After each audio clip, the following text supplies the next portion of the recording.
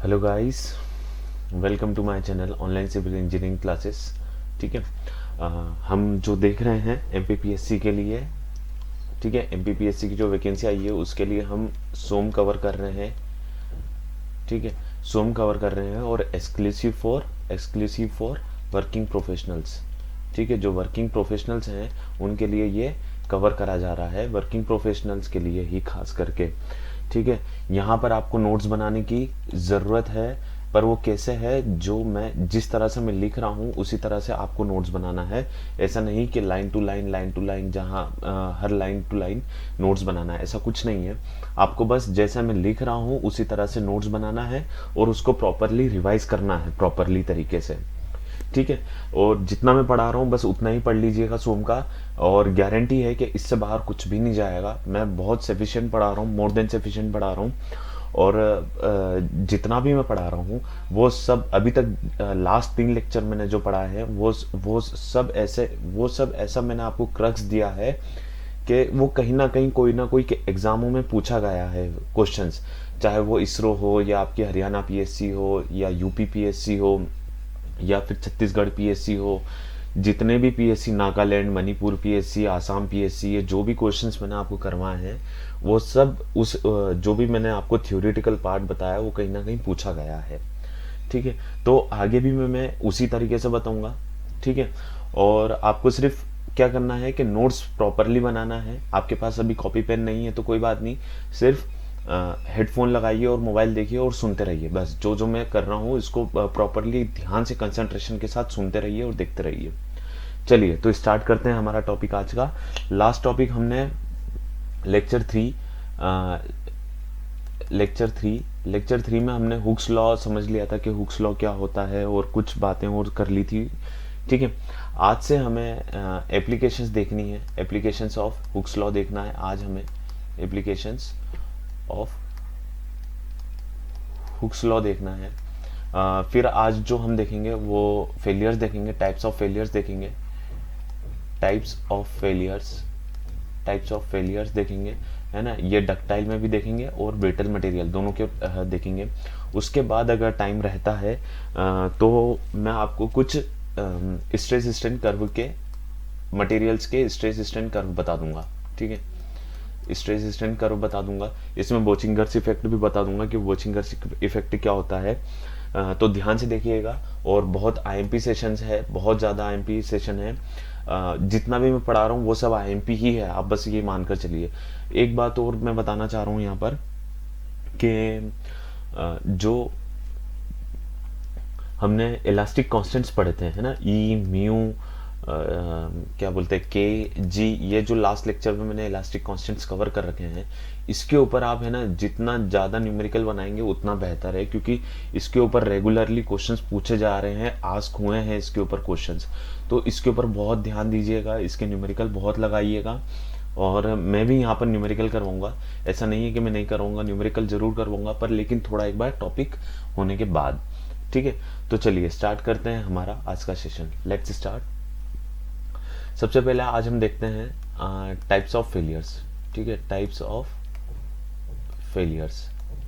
ठीक, types of failures में एक होता है डक्टाइल मटेरियल का और एक होता है ब्रिटल मटेरियल। ठीक है, ये दो टाइप के फेलियर्स होते हैं, डक्टाइल मटेरियल के फेलियर्स होते हैं और ब्रिटल मटेरियल के फेलियर्स होते हैं। दोनों, एक टेंशन में होता है, एक कंप्रेशन में होता है और एक शेयर में होता है। ऐसे करके हमको अलग अलग टेस्ट में ये मटेरियल के लिए अलग देखना है, इस मटेरियल के लिए अलग देखना है। ठीक है, अब जैसे मैं टेंशन की बात करूं, टेंशन टेस्ट में डक्टाइल मटेरियल कैसे फेल होगा और ब्रिटल मटेरियल कैसे फेल होगा, ये चीज हमें देखनी है। सिमिलरली कॉम्प्रेशन में भी देखना है और सिमिलरली शेयर में भी देखना है, इस तरह से, या शेयर या फिर इसको हम बोल सकते हैं टॉर्शन। टॉर्शन और क्लियर बोले तो टॉर्शन में हमें देखना है। ठीक है, तो टेंशन, कंप्रेशन और शेयर, टॉर्शन, हमें ये 3 प्रकार के फेलियर्स देखना है। तो सबसे पहले मैं डक्टाइल की बात करता हूँ।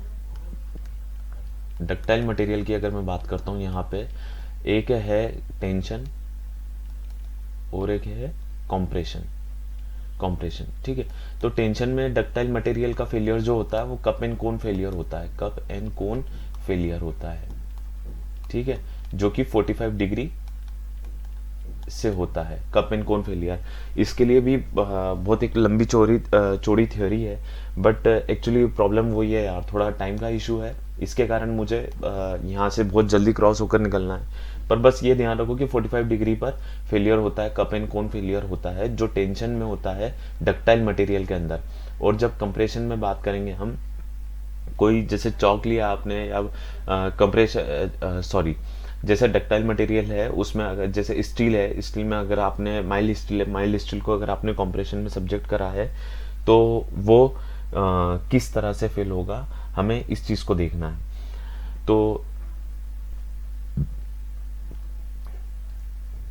जैसे कि ये है हमारा एक बार, ठीक है, इस पे आपने कंप्रेशन लगाया है, पी फोर्स लगाया है, तो ये किस तरह से फेल होगा, इसमें क्या होगा कि इसकी कुछ, ये अगर डक्टाइल मटेरियल है तो इसमें कुछ बल्जिंग आ जाएगी, ठीक है, इस तरह से बल्जिंग आ जाएगी, ये इस तरह से ये मोटा हो जाएगा,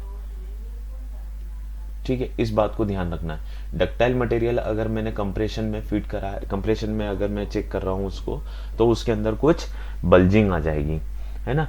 तो इसको हम क्या बोल सकते हैं,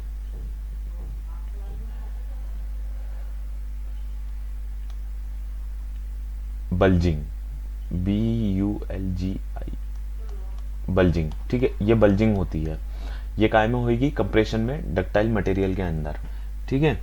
और ये कहाँ पर होगी, हॉरिजॉन्टल प्लेन पर होगी, ये हॉरिजॉन्टल प्लेन है हमारा, इस पर होगी, ठीक है। तो ये हो गई हमारी डक्टाइल मटेरियल की बात। टेंशन में देखा तो क्या होगा, और कॉम्प्रेशन में देखा तो डक्टाइल मटेरियल का फेलियर कैसा होगा, हमने ये देख लिया है।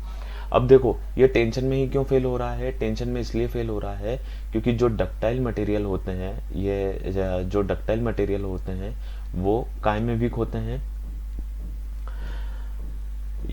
ये शेयर में वीक होते हैं, शेयर में वीक होते हैं, ठीक है, इसलिए ये 45 डिग्री पर फेलियर हो रहा है टेंशन का, ठीक है। जब भी मतलब इसका मतलब ये है कि डक्टाइल मटेरियल पर अगर मैंने टेंशन टेस्ट लगाई है तो वो शेयर में फेल होगा, और शेयर में फेल होगा मतलब क्या होगा, 45 डिग्री पर इसका फेलियर होगा। बस सीधी सी बात, आपको इतना ही ध्यान रखना है, उससे ज्यादा कुछ नहीं याद रखना है, ठीक। ये जो बल्जिंग हो रही है डक्टाइल मटेरियल में कंप्रेशन में, ये कब होगी बल्जिंग, ये बल्जिंग होगी जब जो ये मटेरियल है, ये जो मेंबर है हमारा, ये कॉलम है, मान लो ये कॉलम है, तो ये जब शॉर्ट कॉलम रहेगा तब, ठीक है, शॉर्ट कॉलम रहेगा तब, RT शॉर्ट कॉलम, ठीक है, ये तब होगी, बल्जिंग होगी। और बकलिंग कब हो जाएगी, ये बकलिंग हो जाएगी जब ये लॉन्ग कॉलम होगा, यहाँ पे मैं लिख रहा हूँ बकलिंग, ये लॉन्ग कॉलम में होगी, है ना, ठीक है, ये लॉन्ग कॉलम में होगी, और शॉर्ट कॉलम में क्या होगी, बल्जिंग होगी। सिमिलरली अब आ जाओ ब्रिटल मटेरियल पे, ब्रिटल मटेरियल पे,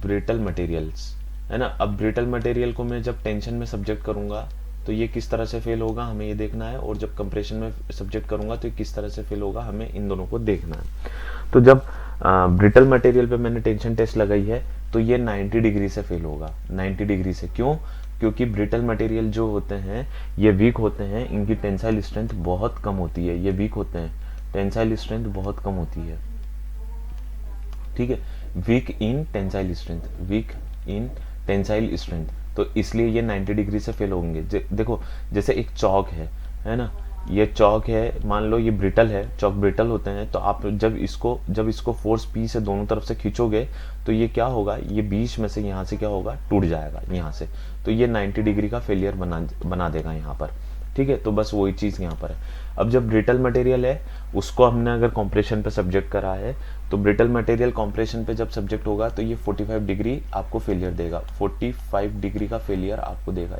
5 है sorry, wait a minute, 45 degree पर, जैसे कि ये हमारा कॉलम है, हमने इस पे फोर्स लगाया है P, तो ये मान लो हॉरिजॉन्टल प्लेन है, ये हॉरिजॉन्टल प्लेन है, तो ये कुछ ऐसा, ये कुछ ऐसा 45 डिग्री से फेल हो जाएगा, ये 45 डिग्री है एंगल, ये ऐसा कुछ फेल होगा 45 डिग्री से। क्यों? क्योंकि जब ब्रिटल मटेरियल अगर कंप्रेशन में सब्जेक्ट करा जाता है तो ये क्या हो जाता है, वीक इन शियर हो जाता है, week in shear strength.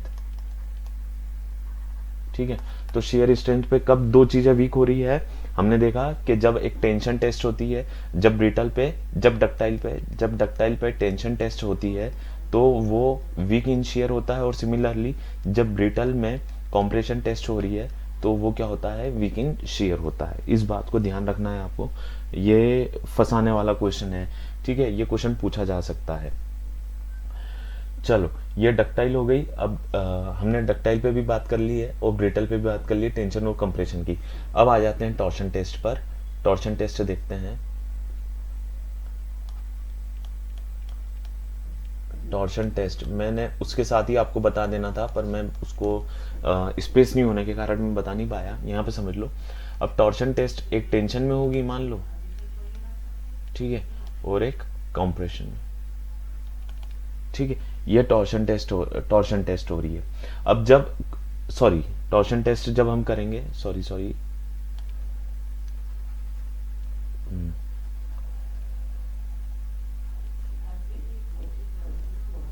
Torsion test हम करेंगे डक्टाइल मटेरियल में और एक ब्रिटल मटेरियल में। ठीक है, अब जब डक्टाइल मटेरियल में हम टॉर्शन करेंगे तो जो फेलियर होगा वो 90 डिग्री का फेलियर होगा। ठीक, और जो ब्रिटल फेलियर होगा वो 45 डिग्री से फेल होगा। ब्रिटल मटेरियल जो होगा, डक्टाइल मटेरियल और ब्रिटल मटेरियल, तो ये 90 डिग्री पर फेल होंगे डक्टाइल मटेरियल, और ब्रिटल मटेरियल जो है वो 45 डिग्री एंगल पर फेलियर होंगे इसके टॉर्शन टेस्ट में। इस बात को ध्यान रखिएगा। क्यों?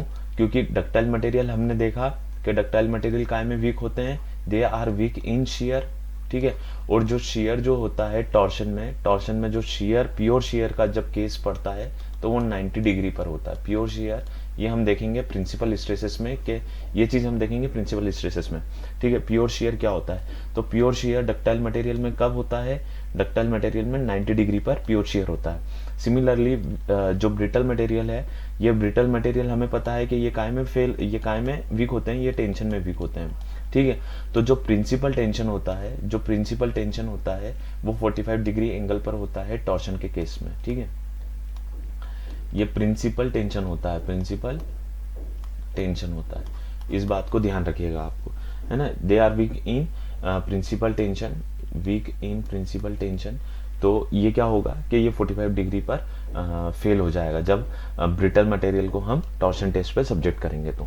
ठीक है, ऑल राइट। तो ये कुछ इसके टाइप्स ऑफ फेलियर्स थे कि कौन कौन से टाइप्स के फेलियर्स होते हैं, और इसको आपको याद रखना है, बहुत ज़्यादा अच्छे से याद रखना है। बहुत ज़्यादा आईएमपी है, मतलब जितना भी मैं पढ़ा रहा हूँ वो तो सब आईएमपी है ही, पर ये चीज़ें भी बहुत ज़्यादा मैटर रखती हैं आपकी। चलिए आगे देखते हैं। अब देख लेते हैं types of stress strain curve, sigma epsilon, है ना, स्ट्रेस स्ट्रेन कर्व। ठीक, कितने टाइप्स के स्ट्रेस स्ट्रेन कर्व होते हैं, तो पहला मैं यहाँ पर ले रहा हूँ स्ट्रेस, यहाँ पे ले रहा हूँ स्ट्रेन, इसको बोलते हैं लीनियर कर्व। ठीक है, इसको क्या बोलते हैं, लीनियर कर्व। सेकेंड एक ऐसा और फिर ऐसा। ठीक है, तो इसको बोलेंगे, ये यहाँ पे स्ट्रेस हो गई, यहाँ पे स्ट्रेन हो गई, तो इसको बोलेंगे बायलीनियर कर्व। ठीक है, बायलीनियर कर्व। ये देखो, ये एक ऐसी लाइन है और एक ऐसी लाइन है, तो दो लाइन है। ठीक है, ये आइडियल प्लास्टिक भी, इसको प्लास्टिक कर्व भी बोलते हैं। ठीक, इसको मैं लिख देता हूं यहाँ पे,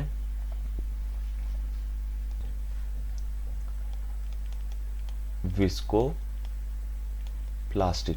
ठीक है, या फिर एलास्टोप्लास्टिक। ठीक है, दोनों ही बोलते हैं, दोनों ही नाम है इसके। ठीक है, विस्कोप्लास्टिक या फिर एलास्टोप्लास्टिक। ठीक, नेक्स्ट होता है, एक होता है नॉन लीनियर कर्व, जो कि रबर का होता है, ऐसा कुछ होता है ये, है ना। रबर हमने देखा, रबर जो होता है वो नॉन लीनियर होता है, यहाँ पे स्ट्रेस है, यहाँ पे स्ट्रेन है ना, ये नॉन लीनियर कर्व है, ठीक ठीक। और ये जो होता है मैंने बताया था आपको रबर के लिए, ठीक है, ये रबर के लिए होता है। ऐसे ही इसमें क्या होता है कि एक एक कर्व और होता है, वो एलास्टो विस्को इलास्टिक कर्व होता है, वो समझते हैं। देखो विस्को इलास्टिक कर्व जो होता है, ठीक है, ये ऐसा कुछ हुआ जब मैंने लोडिंग लगाई, तो ये कर्व ऐसा जाएगा जब मैं लोडिंग लगाऊंगा, और जैसे ही मैंने लोडिंग रिमूव करी तो ये वापस इस तरह से वापस आएगा, है ना। तो इसके अंदर जो होगा वो एनर्जी का लॉस होता है। ये एनर्जी, ये जो स्टोर हुई हुई है एनर्जी, इस एनर्जी का लॉस होता है। तो ये जो एनर्जी, इसको बोलते हैं हिस्टैरिसीस, हिस्टैरिसीस लॉस, ठीक है। और ये जो कर्व होता है, ये कर्व होता है visco visco elastic curve, visco elastic curve, ठीक है। इसके अंदर क्या होता है कि हिस्टैरिसीस लॉस होता है, ठीक। अब यहाँ पर E की वैल्यू कुछ और हो जाती है, और यहाँ जब जब ये लोड होता है तो E की वैल्यू कुछ और रहती है, और जब अनलोड होता है तो E की वैल्यू चेंज हो जाती है। तो इस बात को ध्यान रखना है आपको कि E की वैल्यू टेंशन कंप्रेशन में, जब हमने इसके ऊपर टेंशन करा, ये टेंशन है, ठीक है, जब ये जब जा रहा है तो ये टेंशन हो रहा है, इसको ध्यान रखिएगा, ये टेंशन हो रहा है मेंबर में, और जैसे ही छोड़ दिया तो उसके अंदर कंप्रेशन हुआ, ठीक है, ये कॉम्प्रेशन हुआ, वो अपनी पोजीशन पे फिर से आया, तो उस समय ई की वैल्यू कुछ और होगी। और जब जब हम उसको टेंशन में सब्जेक्ट करेंगे तो उस समय ई की वैल्यू कुछ और रहेगी, है ना। तो यहाँ पे मैं इसको E1 नाम देता हूँ, यहाँ पे E2 नाम दे देता हूँ, ठीक है, ये E2 नाम दे देता हूँ, तो दोनों में अलग अलग वैल्यू होगी। हाँ, हिस्टैरिसीस लॉस होता है, वो हिस्टैरिसीस लॉस क्या होता है कि stored energy, loss of stored energy, ऐसा भी लिख सकते हैं कि लॉस ऑफ स्टोर्ड एनर्जी, ठीक है। चलो, अब एक कर्व होता है आइडियल रिजिड, यह है सिग्मा, यह है एप्सिलॉन, और एक कर्व होता है ideal fluid, again sigma and epsilon, ठीक है। यह होता है आइडियल रिजिड, ठीक है, इसको मैं लिखता हूं आइडियल रिजिड, है ना। क्यों? क्योंकि इसके अंदर स्ट्रेन है ही नहीं। अगर रिजिड कर्व है तो उसके अंदर क्या होगी, स्ट्रेन होगी नहीं, बिल्कुल भी नहीं होगी, ठीक। और देखो आइडियल रिजिड का क्या मतलब है, यहां से अगर पॉइजन्स रेशो आप कवर करोगे तो जीरो, ठीक है।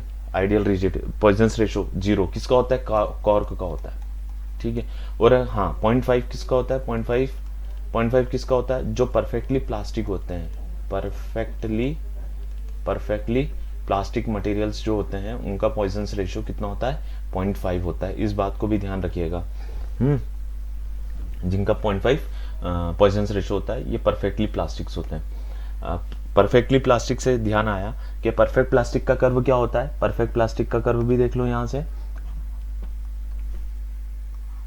ये होता है परफेक्ट प्लास्टिक का कर्व। अगर ये सिग्मा है, ये एप्सिलॉन है यहाँ पर, और ये यहाँ पे, तो ये होगा परफेक्ट प्लास्टिक का कर्व, ठीक है।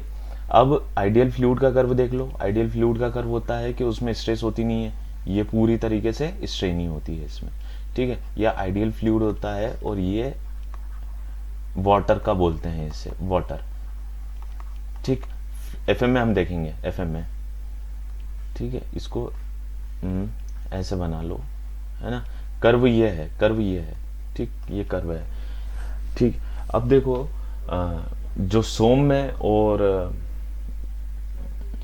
चलो एफएम में बात करेंगे उसकी हम। जो टाइम डिफरेंस आता है वो यहाँ पर मैं आपको बता सकता था, पर वो बहुत ज़्यादा हो जाएगा, डीप हो जाएगा अभी ज़्यादा। अभी बस इतना ही ध्यान रखो कि ये परफेक्ट प्लास्टिक का हो गया, ideal elastic, sorry ideal rigid और आइडियल फ्लूइड। एक कर्व और होता है, वो होता है इलास्टोप्लास्टिक विथ स्ट्रेन हार्डनिंग। ये सिग्मा, दिस इज एप्सिलॉन, और ये बनता है कुछ ऐसा, ये गया और ये ऐसा, तो इसको बोलते हैं elastoplastic, elastoplastic with strain hardening, elastoplastic with strain hardening,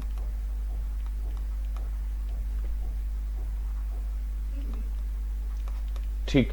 तो ये कुछ प्रकार के कर्व थे जो कि बहुत ज़रूरी हैं, बहुत आपके लिए बहुत बहुत ज़्यादा काम के हैं ये कर्व, इनको एकदम याद कर लीजिएगा। चलो, अब जो विस्कोप्लास्टिक हमने देखा था, विस्कोप्लास्टिक कर्व जो हमने देखा था, या फिर एलास्टोप्लास्टिक, इसको एलास्टोप्लास्टिक भी बोलते हैं, एलास्टोप्लास्टिक कर्व जो हमने देखा था, ये टाइम डिपेंडेंट कर्व होता है। कैसा कर्व होता है? ये इस तरह से कुछ होता है, ठीक है। ये यहाँ पर है, ये यहाँ पर है, और ये स्ट्रेस हो गई, ये स्ट्रेन हो गई। ये बायलिनियर होता है, बायलिनियर होता है, ठीक। और ये कैसा कर्व होता है? ये होता है time dependent curve, time dependent curve, ठीक है। टाइम के ऊपर डिपेंड करता है ये कर्व। क्यों? क्योंकि प्लास्टिक है।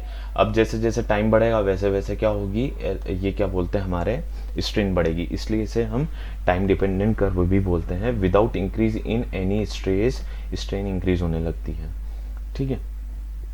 इसे ये एलास्टो परफेक्ट प्लास्टिक भी बोलते हैं, एलास्टो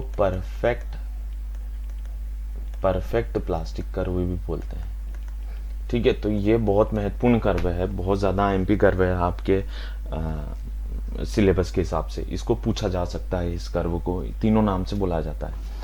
चलो, अब आ जाते हैं हमारे एप्लीकेशंस ऑफ हुक्स लॉ पर आ जाते हैं। उसके पहले मैं एक बात और बता देता हूँ आपको, वहाँ पे पहुँचने के पहले। म्यू की कुछ वैल्यू होती है, म्यू की वैल्यू शायद मैंने लास्ट टाइम कवर नहीं करी है कि म्यू की क्या क्या वैल्यूज़ होती हैं, तो वो म्यू की वैल्यू आप लिख लीजिए, सारी वैल्यूज़, ठीक है। तो म्यू की वैल्यू एटलीस्ट हमें उतना तो याद होना चाहिए, जो सिविल कंस्ट्रक्शन में हमें काम पड़ते हैं या सिविल इंजीनियरिंग में जिनका यूज़ होता है, जो मटेरियल्स का, वो मटेरियल्स की हमें म्यू की वैल्यू या पॉइजंस रेशो की वैल्यू पता होनी चाहिए। म्यू को 1/m से भी डिनोट करा जाता है, इस बात को भी ध्यान रखिएगा आप, नहीं तो आप वहाँ पर कंफ्यूज हो जाओगे कि 1/m में है क्या, ठीक है। म्यू की वैल्यू देखो, म्यू की वैल्यू कास्ट आयरन के लिए ये बहुत बहुत आईएमपी है, इसके ऊपर तो ढेरों क्वेश्चंस पूछे गए हैं कि कास्ट आयरन की म्यू की वैल्यू कितनी होती है, तो आपको पता होनी चाहिए 0.2 से लेकर 0.27 तक म्यू की वैल्यू होती है। कंक्रीट के ऊपर बहुत सारे क्वेश्चंस पूछे गए हैं कि कंक्रीट की म्यू की वैल्यू जो होती है वो 0.1 से लेकर 0.2 तक वेरी होती है। कॉर्क की जो होती है, कॉर्क आपको पता है कि बहुत ज़्यादा रिजिड होता है, मैंने बताया था अभी, जो रिजिड होता है, तो इसकी जो म्यू की वैल्यू होती है वो होती है 0। स्टील के लिए देख लो आप, स्टील के लिए जो म्यू की वैल्यू होती है वो होती है 0.25 से लेकर 0.33, ठीक है, ये 0.33 होती है स्टील तक की वैल्यू। एल्यूमिनियम की देख लीजिए आप, एल्यूमिनियम की जो वैल्यू जाती है वो 0.33 होती है। और प्लास्टिक की देख लो, परफेक्ट प्लास्टिक की जो मैंने आपको बताई थी, है ना, प्लास्टिक परफेक्टली प्लास्टिक बॉडी की जो अभी मैंने बात करी थी, उसमें म्यू की वैल्यू 0.5 होती है। रबर की जो होती है, रबर की वैल्यू होती है 0.2 से लेकर 0.42 से लेकर 0.47 तक, ठीक है। तो ये तो आपको याद होनी ही चाहिए, ये मतलब मिनिमम है, इतनी वैल्यूज आपको याद होनी ही चाहिए, ये मिनिमम है। अब देखो, कंक्रीट का भी हम यूज़ करते हैं, ठीक है, स्टील का भी हम यूज़ करते हैं, एल्यूमिनियम का भी हम यूज़ करते हैं, कास्ट आयरन का भी हम यूज़ करते हैं हमारे कंस्ट्रक्शन में। तो आपको इतनी तो मिनिमम है, एटलीस्ट इतना तो पता होना चाहिए, ठीक।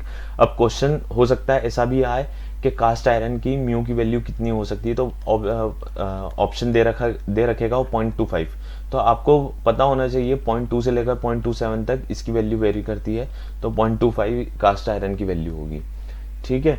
तो ये आपको मिनिमम है, पता होना चाहिए। चलिए अब आगे बढ़ते हैं और एप्लीकेशंस ऑफ हुक्स लॉ की तरफ बढ़ते हैं।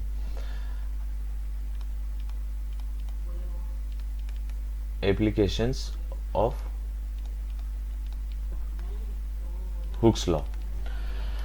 अब एप्लीकेशंस ऑफ हुक्स लॉ क्या होता है कि जो हमने लास्ट टाइम हुक्स लॉ देखा था, क्या देखा था? हुक्स लॉ जो कि स्ट्रेस जो होती है वो डायरेक्टली प्रोपोर्शनल होती है एप्सिलॉन के, है ना, और जो स्ट्रेस होती है जब हम ये डायरेक्टली प्रोपोर्शनल का साइन हटाकर एक कांस्टेंट लगाते हैं तो यहाँ पर जो हो जाता है वो ई आता है, जो कि इलास्टिक कांस्टेंट होता है हमारा। और हमने इसके वो भी देख लिए थे क्या, एजम्पशंस, परफेक्ट जो मटेरियल होना चाहिए वो कैसा होना चाहिए, आइसोट्रॉपिक होना चाहिए। मटेरियल कैसा होना चाहिए, होमोजीनियस होना चाहिए, ठीक है, होमोजीनियस होना चाहिए और इलास्टिक होना चाहिए, इलास्टिक होना चाहिए। ये हमने देख लिया था, आइसोट्रॉपिक, होमोजीनियस। इसके मतलब भी देख लिया था कि हमने आइसोट्रॉपिक का क्या मतलब होता है, होमोजीनियस का क्या मतलब होता है और प्लास्टिक का भी क्या मतलब होता है। आइसोट्रॉपिक का मतलब ये होता है कि जो इलास्टिक कांस्टेंट्स होते हैं वो हर डायरेक्शन में सेम होना चाहिए, ठीक है। जो हमारे इलास्टिक कांस्टेंट्स हैं वो हर डायरेक्शन में सेम होना चाहिए। होमोजीनियस का क्या मतलब होता है, जो हमारे इलास्टिक कांस्टेंट्स हैं वो हर पॉइंट पे एक जैसे होना चाहिए, हर पॉइंट पे एक जैसे होना चाहिए। इलास्टिक कांस्टेंट्स हमारे इलास्टिक कांस्टेंट्स कौन कौन से होते हैं, ई, म्यू, के और जी, ठीक है। जिसमें ई और म्यू क्या है, ई और म्यू जो है वो number of independent elastic constants हैं फॉर आइसोट्रॉपिक और होमोजीनियस मटेरियल के लिए। ई और म्यू जो दो हैं वो क्या है, number of independent elastic constant, independent number of elastic constants, ठीक है, वो 2 है। अब आ जाओ आगे, हम इस पर क्या बोलते हैं, हमारे एप्लीकेशंस पर। देखो अब क्या होता है कि मान लो मैं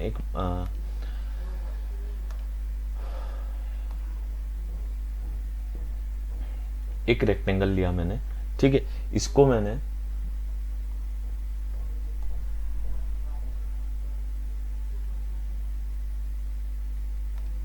ठीक, ये मैंने एक रेक्टेंगल लिया है और इसकी ये लॉन्गिट्यूडनल एक्सिस है मान लो, ठीक। और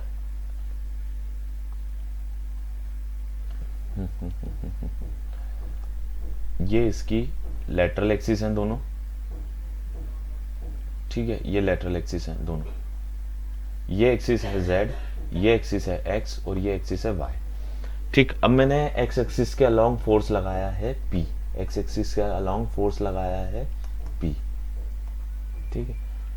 तो जो p फोर्स लगाया है, इस p फोर्स के कारण लेटरली कुछ चेंजेस होगा z एक्सिस में और y एक्सिस में, दोनों कंप्रेशन होंगी।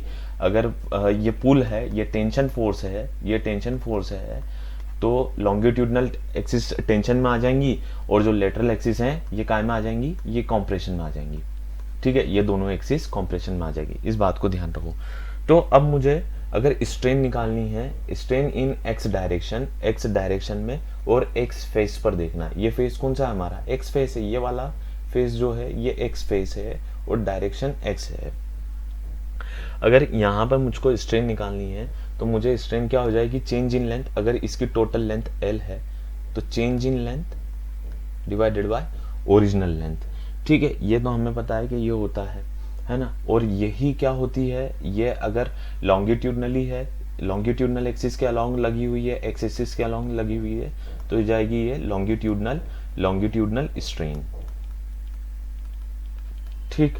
और सिमिलरली जो लेटरल में चेंजेस आएंगे, लेटरली जो चेंजेस आएंगे वो क्या चेंजेस आएंगे, वो लेटरली हो जाएगा एप्सिलॉन वाई, जिसको मैं बोल रहा हूँ, ठीक है। इसको मैं एप्सिलॉन वाई से डिनोट कर रहा हूँ मैं। और ये क्या हो जाएगी,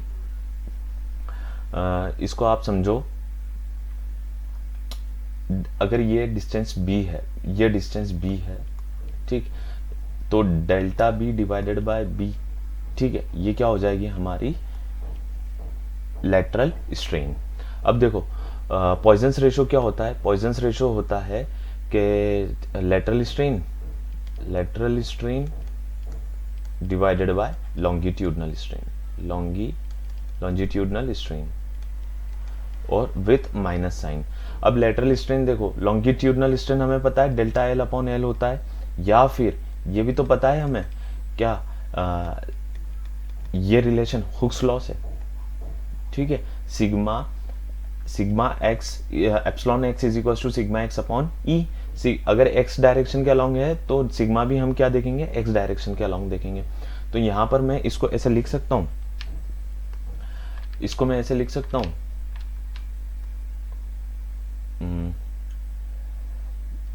यहां पर देखो मैं इसको ऐसे लिख सकता हूं, mu is equal to sigma x upon E divided by में लेटरल स्ट्रेन, ठीक है, लेटरल स्ट्रेन लेटरली मेरे को क्या देखना है, वाई एक्सिस के अलॉन्ग देखना है, तो मैं इसको एप्सिलॉन वाई लिख रहा हूँ। ठीक है, तो यहाँ से एप्सिलॉन वाई निकल जाएगा ना आसानी से। एप्सिलॉन वाई क्या निकल कर आएगा, यहाँ से एप्सिलॉन वाई निकल कर आएगा, epsilon y is equal to minus mu of sorry mistake हो गया।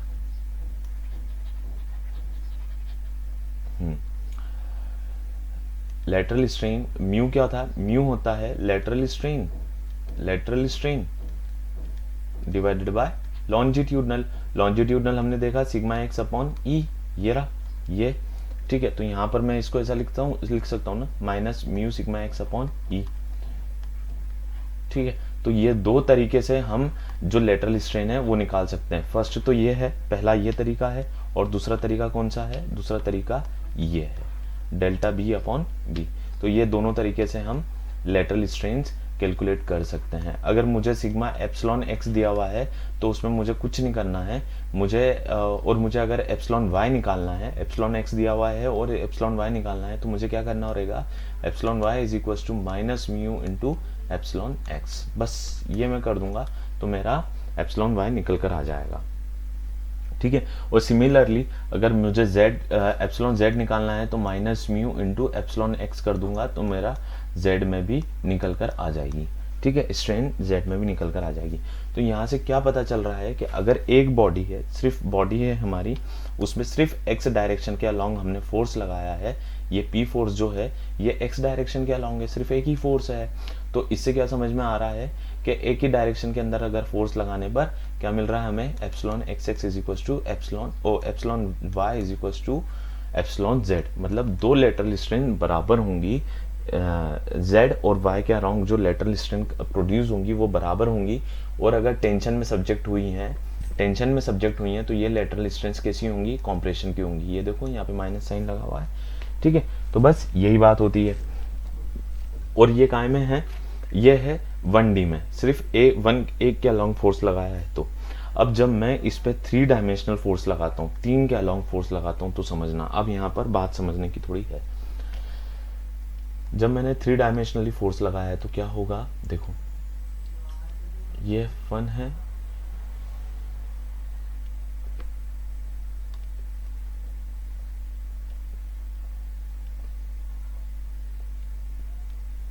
अब इसमें मैं तीनों डायरेक्शन से फोर्स लगा रहा हूं। मान लो एक ऊपर से लग रहा है, एक ऊपर से लग रहा है। ठीक है, मैंने यहां लगा दिया सिग्मा वाई, इधर लगा दिया सिग्मा एक्स और इधर लगा दिया सिग्मा जेड। ठीक है, ये 3 डायरेक्शन पे मैंने फोर्स लगा दिया है। अब मुझे बोला है कि भैया लॉन्गिट्यूडनल स्ट्रेन निकालो। ठीक है, लॉन्गिट्यूडनल स्ट्रेन निकालो, एक्स डायरेक्शन के अंदर स्ट्रेन निकालो। एक्स डायरेक्शन का अगर अब मैं बोलूंगा कि एक्स डायरेक्शन में स्ट्रेन निकालना है तो मेरी लॉन्गिट्यूडनल एक्सिस कौन सी हो जाएगी, एक्स एक्सिस हो जाएगी। और अगर मैं बोलूंगा कि एप्सिलॉन वाई वाई निकालना है तो मेरी लॉन्गिट्यूडनल एक्सिस कौन सी हो जाएगी, वाई हो जाएगी। अगर मैं बोलूंगा कि एप्सिलॉन जेड जेड निकालना है तो मेरी लॉन्गिट्यूडनल एक्सिस हो जाएगी, जेड एक्सिस हो जाएगी। ठीक है, एक्स डायरेक्शन में निकालना है तो लॉन्गिट्यूडनल एक्सिस एक्स, तो एक्स इसको क्या लेना पड़ेगा मुझे, एप्सिलॉन एक्स एक्स। ठीक है, एक्स डायरेक्शन में ले रहा हूं मैं, तो एप्सिलॉन एक्स अपॉन ई। ठीक है, ये तो हो गया एप्सिलॉन एक्स अपॉन ई, किसके कारण हो जाएगा, ये एक्स के कारण, ये सिग्मा एक्स अपॉन ई, सॉरी एप्सिलॉन एक्स एक्स निकालना है तो मुझे सिग्मा एक्स अपॉन ई। ये मैंने कौन सा इफेक्ट कंसिडर करा है, ये इफेक्ट मैंने कंसिडर करा है एक्स डायरेक्शन का। अब सिमिलरली मुझे इस एक्स फोर्स लगाने के कारण ये वाई में चेंजेस आए होंगे, और वाई में जो चेंजेस आए होंगे वो कितने आए होंगे, वो आए होंगे minus mu epsilon y upon e. Similarly z में चेंजेस आए होंगे तो वो कितना चेंजेस आया होगा, mu sigma z upon e. ठीक है, अब आप बोलोगे कि ये कैसे आया, तो देखो एक एक को समझो। पहले एक्स का इफेक्ट देखा हमने, ये देख लिया था एप्सिलॉन क्या हो रहा था, ये सिग्मा एक्स अपॉन ई। ये कौन सी एक्सिस है, ये लॉन्गिट्यूडनल एक्सिस के अलॉन्ग हमने देखा था। ठीक है, ये लॉन्गिट्यूडनल एक्सिस के अलॉन्ग हमने देखा था। अब ये समझो, देखो ये कैसे आया है, ये समझने वाली बात है कि ये आया कैसे है। तो देखो म्यू क्या होता है, म्यू हमने देखा था lateral strain divided by longitudinal.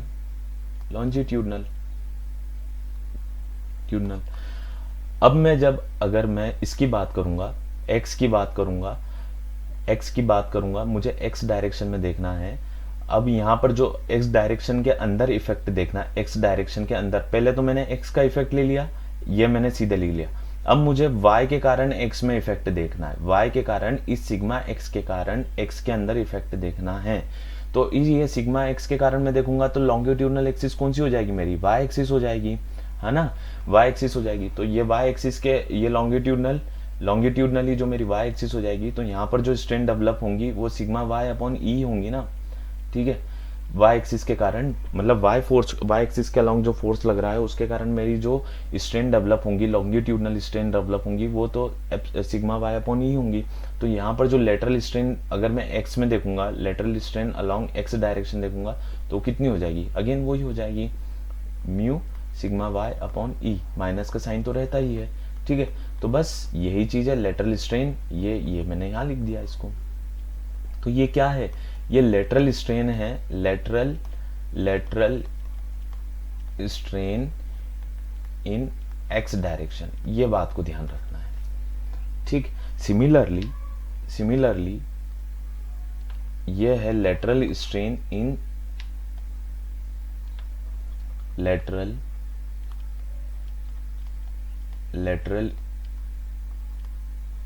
Strain in x direction due to z, है ना, सिग्मा जेड, इसको लिख रहा हूं मैं सिग्मा जेड, और यहां पे लिख रहा हूं मैं ड्यू टू सिग्मा वाई, ठीक है। तो यही फॉर्मूला होता है इसका एप्सिलॉन एक्स एक्स का। सिमिलरली एप्सिलॉन वाई वाई का फॉर्मूला मुझको लिखना हो तो मैं क्या लिखूंगा, एप्सिलॉन वाई वाई का। तो सबसे पहले ये मैंने लॉन्गिट्यूडनल एक्सिस है तो मैंने इस y का इफेक्ट ले लिया y डायरेक्शन में, माइनस अब लेटरल स्ट्रेन देखना पड़ेगा, ये लॉन्गिट्यूडनल है, हाँ ये लॉन्गिट्यूडनल है ना, x में ले रहा हूं ना मैं, तो मुझे x के इफेक्ट देखने पड़ेंगे कि x एक्सिस पे क्या क्या इफेक्ट आ रहा है, ये देखना है। सिमिलरली अगर मैं y का ले रहा हूं तो मुझे ये देखना है कि y पे क्या क्या इफेक्ट आ रहे हैं, x के कारण, y के कारण और z के कारण। तो अभी मैंने y के कारण देख लिया, अब x के कारण देखूंगा तो सिग्मा x अपॉन ई हो जाएगा, म्यू सिग्मा x अपॉन ई हो जाएगा। सिमिलरली z के कारण देखूंगा तो म्यू सिग्मा z अपॉन ई हो जाएगा।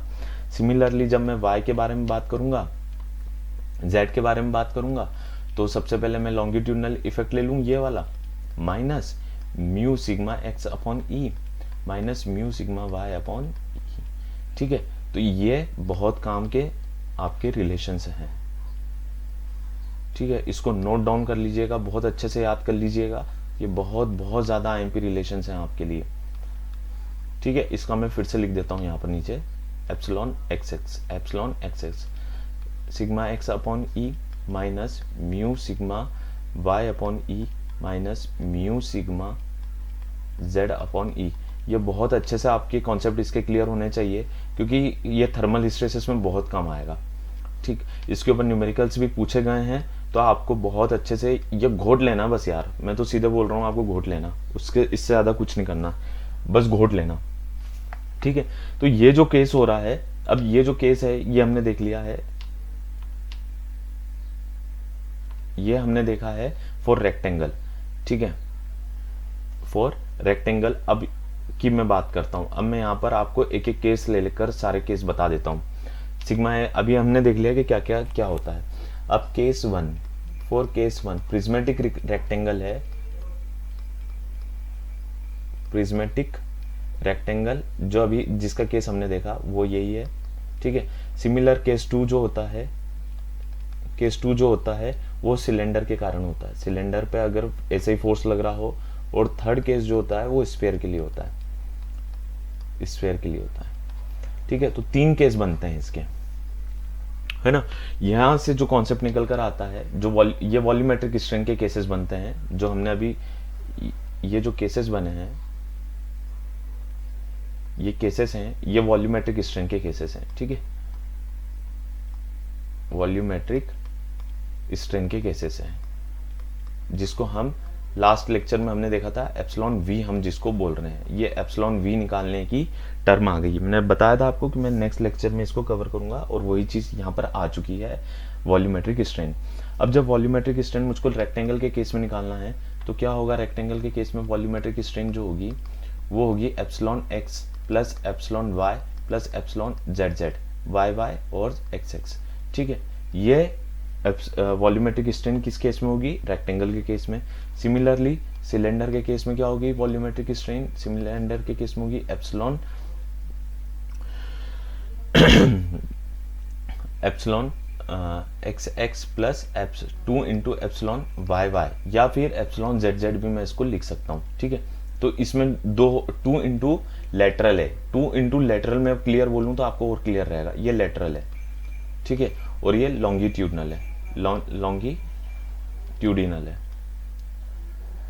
ठीक है, इस बात को ध्यान रखिएगा। और जब मैं स्फीयर की बात करता हूँ, स्फीयर के केस हम देखते हैं तो एप्सिलॉन वी जो निकल कर आएगा वो 3 इंटू लेटरल हो जाएगा। एप्सिलॉन वाई वाई या फिर एप्सिलॉन एक्स एक्स बोल दो या एप्सिलॉन जेड जेड बोल दो, सबकी वैल्यू सेम ही आएगी ना। स्फीयर के केसेस में सबकी वैल्यू सेम आएगी। ठीक है, तो ये हो जाएगा स्फीयर के केस में वॉल्यूमेट्रिक स्ट्रेन हमारी। ठीक, तो ये हो जाएगी 3 into delta d divided by d, change in diameter to the original diameter. अरे स्फीयर ऐसा होता है ना, स्फीयर कुछ ऐसा होता है ना।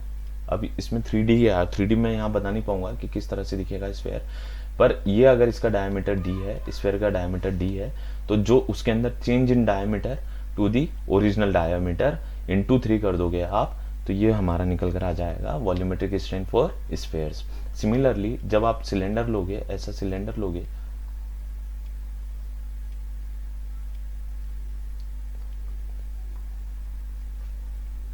सिमिलरली जब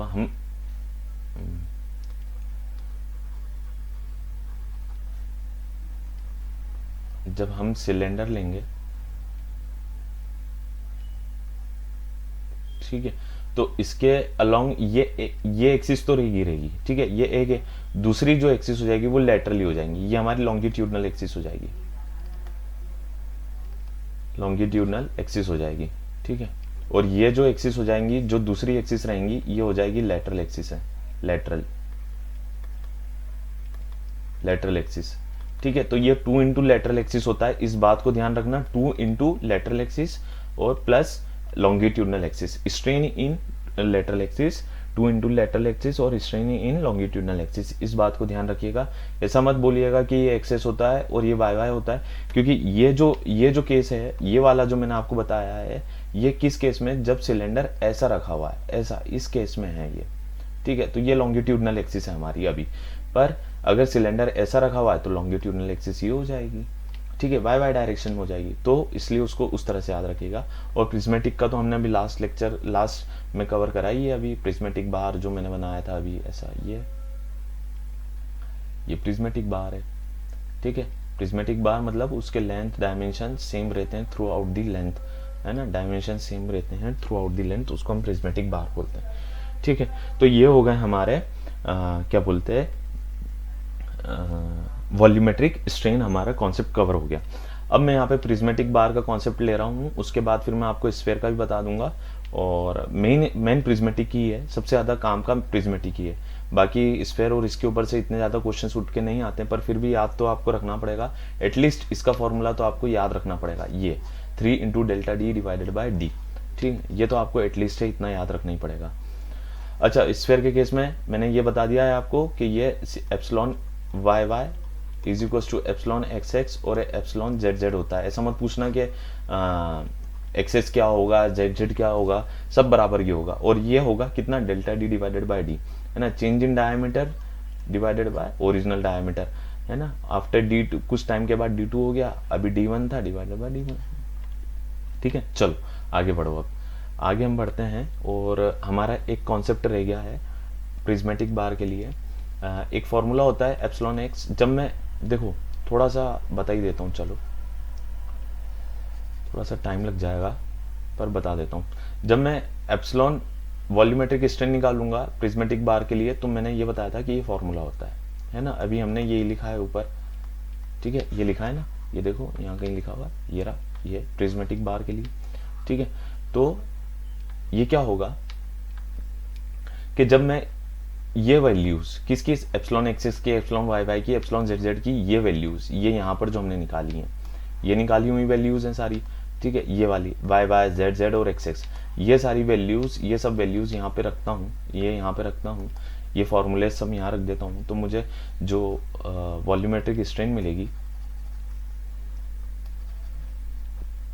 वॉल्यूमेट्रिक स्ट्रेन जो कैलकुलेट होकर आएगी वो ये निकल कर आएगी, ठीक है, epsilon x plus epsilon y plus sigma x plus sigma y plus sigma z divided by E into 1 minus 2 mu. बस यही है सबसे बड़ी बात। ये इसके ऊपर इतने क्वेश्चंस पूछे गए हैं कि आप पूछो ही मत, इतने क्वेश्चंस पूछे गए हैं, और ये बहुत बहुत आईएमपी क्वेश्चन, बहुत आईएमपी है ये। अब इसमें सबसे ज़रूरी समझने वाली बात यह है कि ये जो आपको दिख रहा है sigma x sigma y plus sigma z, अगर इसकी वैल्यू अगर जीरो हो गई, मान लो इसकी वैल्यू अगर जीरो हो गई, sigma x let sigma x plus sigma y plus sigma z is equal to zero हो गया, तो क्या होगा, इसको हम बोलेंगे, ये प्रॉपर्टी को क्या बोलेंगे हम, एप्सिलॉन जीरो। ठीक है, एप्सिलॉन जीरो हो गया मतलब ये इनवेरिएंट हो गया, स्ट्रेस इनवेरिएंट हो गया,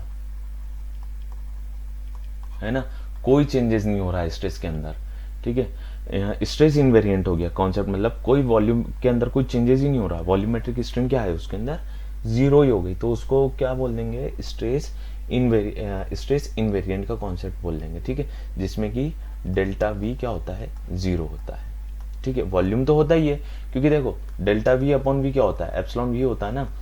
ठीक है, तो ये डेल्टा वी की वैल्यू जीरो हो गई, तो ये क्या हो जाएगा, जीरो हो जाएगा। तो चेंज इन वॉल्यूम एकदम जीरो होता है कि कोई वॉल्यूम में चेंज ही नहीं आ रहा है। ओके, तो उस केस में मतलब इस केस में देखो, इस केस में क्या हो जाएगा, ये अगर वैल्यू जीरो हो गई तो इस केस में क्या हो जाएगा, 1 माइनस 2 म्यू बचेगा। यहाँ पे कनेक्ट कर रहा हूं मैं, हाँ ये ध्यान रखना, 1 minus 2 mu is equal to क्या हो जाएगा, जीरो हो जाएगा। तो म्यू की वैल्यू जो है वो 0.5 हो जाएगी। आया, जोड़ पा रहे हो, चीजों को जोड़ पा रहे हो क्या है। ठीक है, मतलब म्यू की वैल्यू 0.5 होने पर जो वॉल्यूमेट्रिक स्ट्रेन होती है वो जीरो हो जाती है। ठीक, आई होप आपको समझ में आ चुका होगा कि मेरा क्या कहने का मतलब है।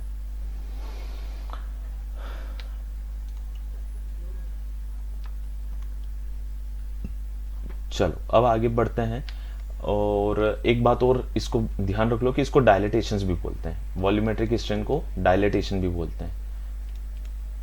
डायलेटेशन ये भी बहुत काम की बात है, क्वेश्चन पूछा जाता है, क्वेश्चन पूछ लेगा वो कि डायलेटेशन निकाल कर दो, तो वहाँ कंफ्यूज हो जाओगे आप, क्या डायलेटेशन बोलते किसको, हमने तो पढ़ा ही नहीं है। तो इसको ध्यान रखना है कि वॉल्यूमेट्रिक स्ट्रेन को ही डायलेटेशन का कॉन्सेप्ट बोला गया है। चलिए, अब नेक्स्ट लेक्चर में हम जो बात करेंगे वो टेपर्ड बार की बात करेंगे नेक्स्ट लेक्चर में, और डिफ्लेक्शन निकालेंगे कि डिफ्लेक्शन कैसे निकाला जाता है टेपर्ड बार में, या रेक्टेंगुलर बार्स में, सर्कुलर बार में, या फिर प्रिज्मेटिक बार में डिफ्लेक्शन कैसे निकाला जा सकता है।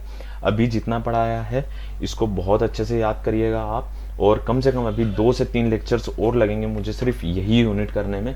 तो आप देख सकते हो कि मैं कितना डिटेल में आपको समझा रहा हूँ या पढ़ा रहा हूँ।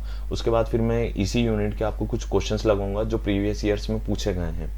ठीक है, और चलो देखते हैं आगे हम किस तरह से हमारा जमाने का रहेगा कि नेक्स्ट यूनिट कब शुरू होगी, क्योंकि अभी इसी में ही मुझे ऐसा लग रहा है कि कम से कम 2 से लेकर 3 लेक्चर्स मुझे हो सकता है लग जाएं, क्योंकि अभी थर्मल हमारा बाकी है, थर्मल पूरा बाकी है। ठीक है, तो आई होप गाइस आपने एंजॉय करा होगा लेक्चर को, और कोशिश करो कि इसको 2x पर या 3x पर देखने की कोशिश करो।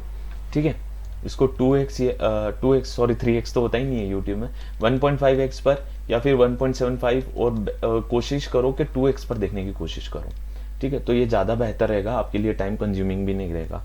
और नेक्स्ट लेक्चर में मैं आपको एक लाम्स कांस्टेंट होते हैं वो बताना भूल गया हूँ, तो वो नेक्स्ट लेक्चर में कवर कर दूंगा कि लाम्स कांस्टेंट क्या होते हैं। सो आई होप यू गाइज आपने एंजॉय करा होगा ये lecture, and thank you so much for watching this video.